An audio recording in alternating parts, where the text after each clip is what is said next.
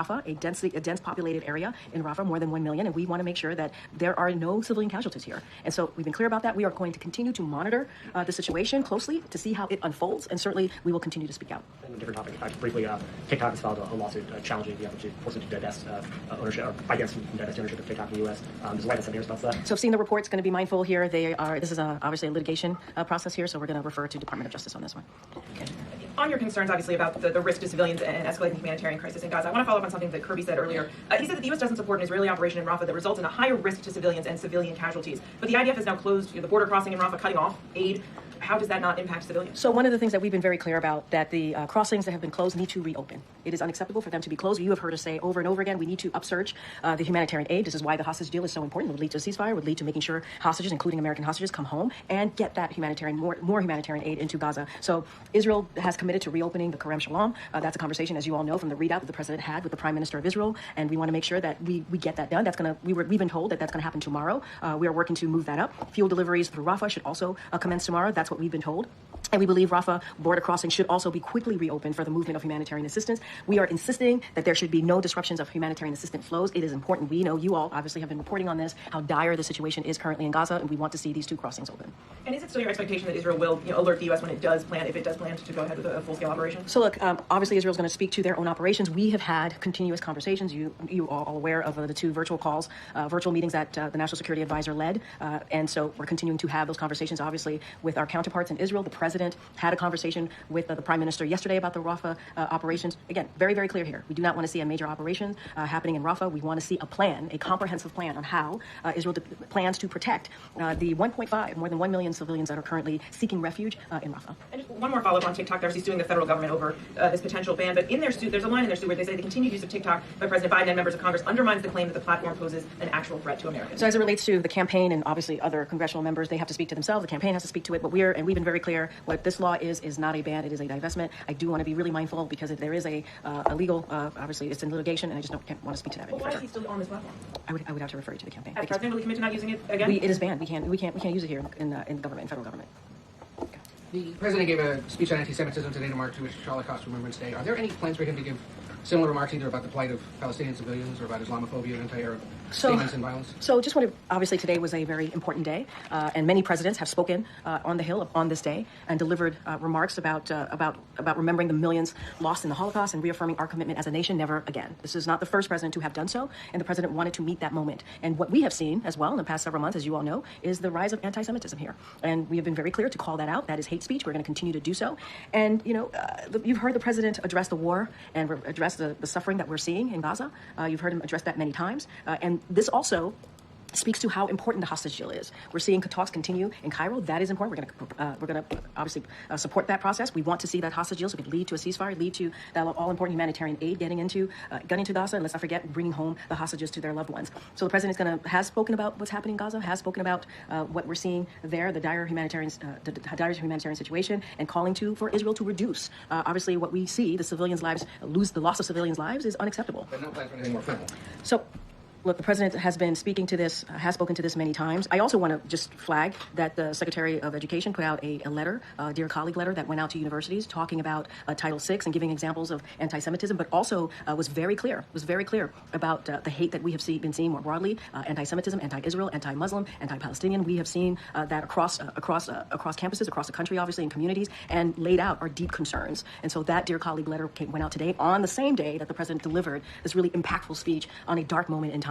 And so the president has spoken about the war in Gaza and the casualties that we have seen, and we'll continue to do so. Question on the case of the Army Staff Sergeant Gordon Black, who was arrested on May 2nd in Russia. He was not there apparently on official travel, but I'm curious, what does the Commander-in-Chief make of yet another military service member going to a country he's been told not to visit? So I know the Admiral spoke to this yesterday. What I also can confirm is that there are two separate cases of U.S. citizens being detained in Russia.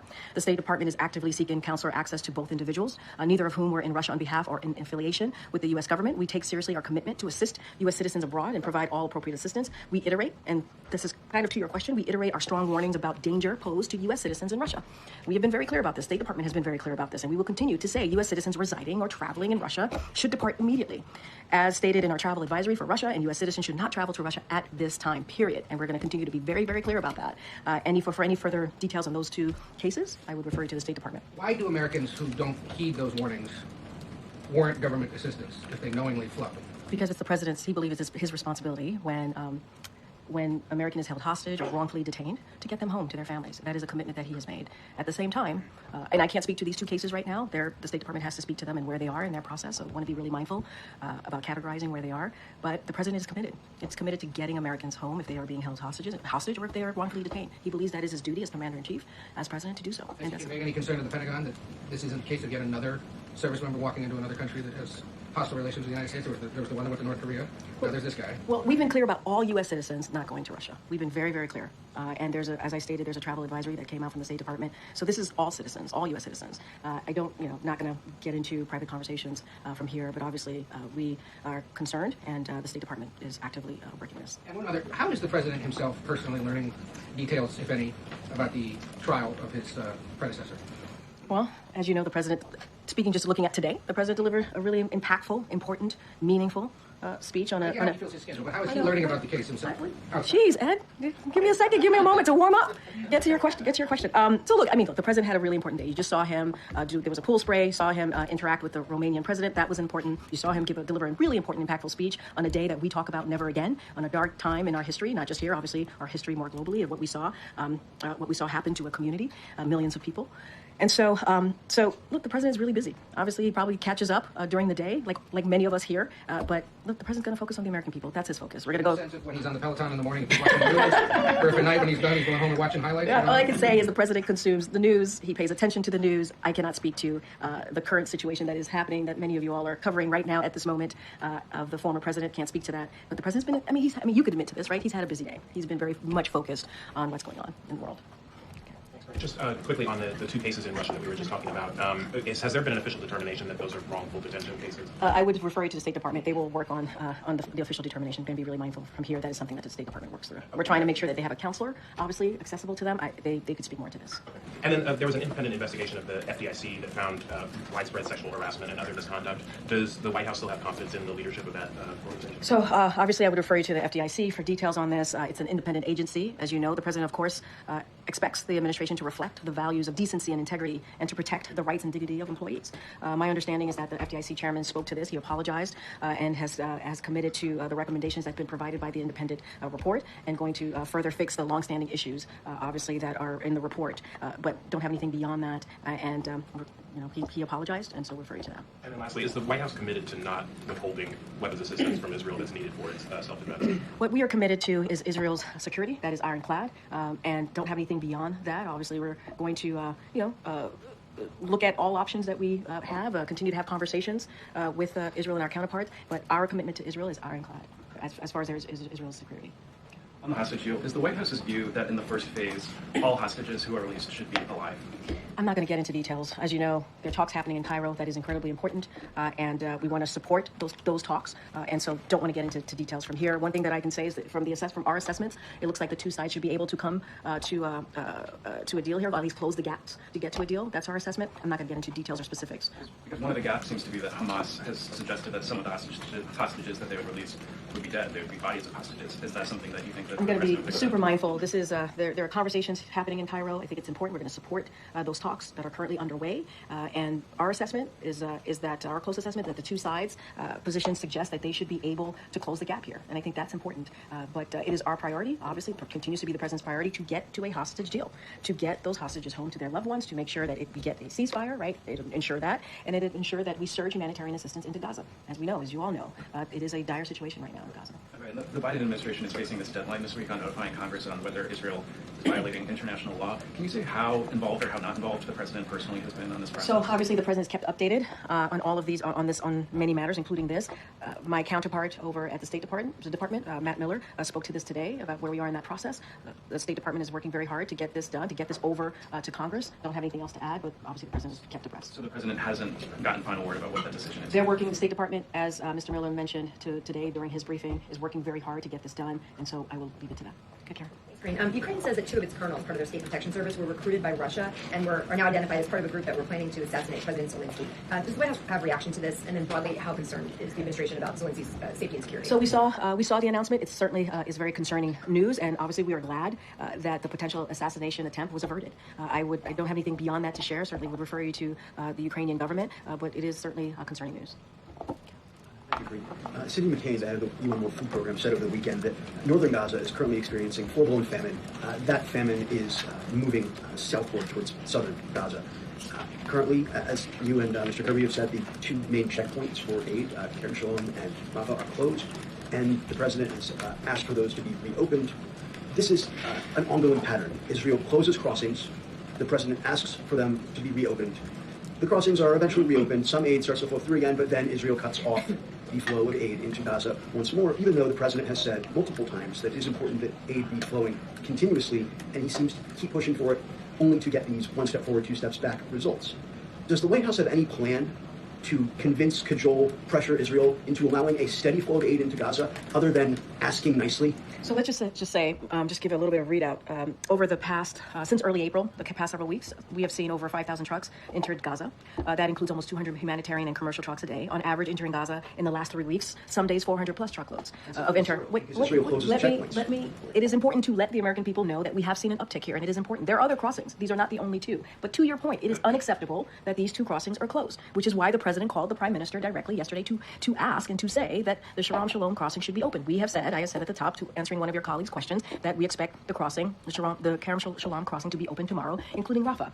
It is important. We agree. It is important to get that humanitarian aid in, and we will continue to do so, continue to make sure that we get as much humanitarian aid as possible. That's why we've been upticking our efforts. And it is also why the hostage deal is so important. This is why the Cairo talks are critical and important, which is why we've been supporting those conversations, obviously. We need to get to a hostage deal so we can see a ceasefire, get that humanitarian aid in, a surge, obviously, in that aid, and get hostages home. So that is going to be our focus. That's going to be our focus. Does the president consider other uses of American leverage to improve the humanitarian situation in Gaza? We have seen, I just laid out what we have seen. Wait, you gotta let me finish here. You just have to. So we can have a back and forth, but you gotta let me finish my answer. That's why we've seen an uptick in humanitarian aid. That's why we have seen an increase in humanitarian aid since early April. That is because of the president's leadership. We need to get more in. We know and we see and we understand the dire situation in Gaza right now. We've got to get that in. The hostage deal is important, and we're gonna continue to work on that. Talking about these upticks, but there is a famine right now. And I'm acknowledging that there is a dire situation in Gaza. I am acknowledging that. We understand that, which is why the president has worked so hard in the last several months to get more humanitarian aid in. That is why we're working around the clock to get the hostage deal done. So I think we're kind of talking in circles here, but the president is committed. He is committed to getting this done. Okay, Peter. Can Ukraine say declaratively that no one in the Biden administration knew about the latest hostage and ceasefire deal proposal that Egypt and Qatar negotiated with Hamas before Hamas said that it had accepted it yesterday? Here's what I can say. Look, these are extremely difficult.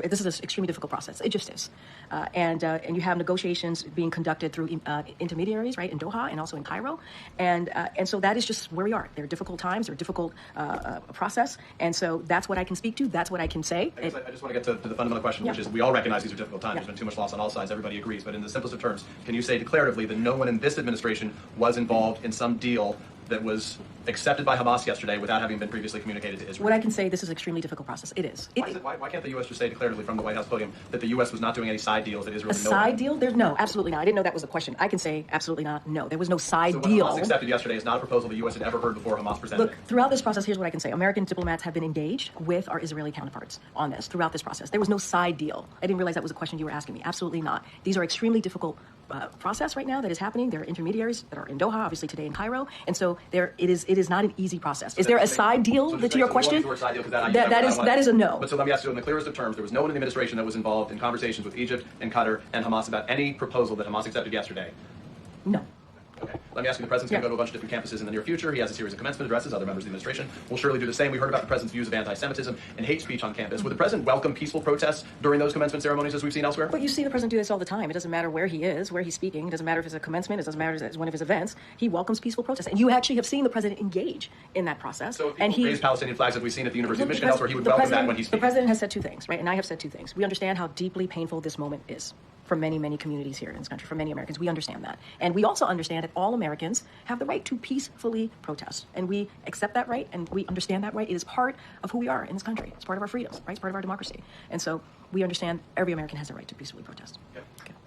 The Romanian president wants to run NATO. Do you know if that issue is coming up at all? You know, obviously, the president supports the Dutch leader, and along with other Western leaders, to become the next leader of NATO.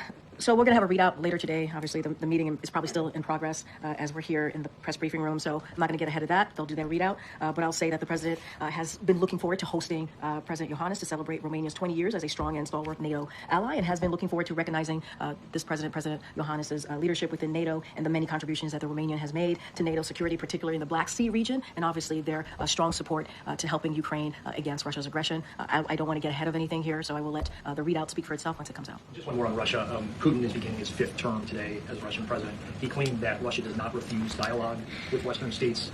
Does the president have any reaction to Putin beginning another term, and does he see this perhaps as an opportunity to attempt to resume direct communications with Putin? So let me first say that the U.S., as it relates to Russia's inauguration or Putin's inauguration, the U.S. directed its embassy not to attend the inauguration, as you know, in protest, obviously, to Russia's aggression into Ukraine. So, as you also know, under Putin's leadership, Russia launched this brutal and unprovoked war, and Russian authorities have engaged in draconian repression at home as well as aggressive actions abroad. And so I think we've made ourselves very clear here. I just don't have anything to add. Okay, Michael. In light of the president's speech today, does the administration support the Anti-Semitism Awareness Act, which was passed the House last week, and with the president signing? So I've been asked this question a couple times. Look, we appreciate Congress's effort to deal with obviously an issue, not just an issue, but anti-Semitism, which is hate, and we have denounced that over and over again and have called it abhorrent. And so we appreciate that Congress is taking action here. I know there are other efforts, legislative efforts, and so we're going to let that process move forward. But this is a president from, one of the reasons, obviously, he decided to jump into the 2020 election is because what he saw, the anti-Semitic vial that he saw in Charlottesville, wrote about it, decided to jump into the elections back in 2019, and so he has spoken against anti-Semitism throughout his career. He'll continue to do so. We're going to let Congress go through that process. Okay. On the border, southern border, and border security, can you give us an update on executive actions that the president is planning? Are you planning a rollout of those actions in coming days or weeks? I don't have any announcement on any executive actions. Obviously, we look at all options. We believe the challenges at the border is a priority, important to majority of Americans. We believe that the immigration system is not even something we believe, it's fact, has been broken for decades now, and that's why the president took action on his first day in office and put forth a comprehensive legislation. Now there is indeed a bipartisan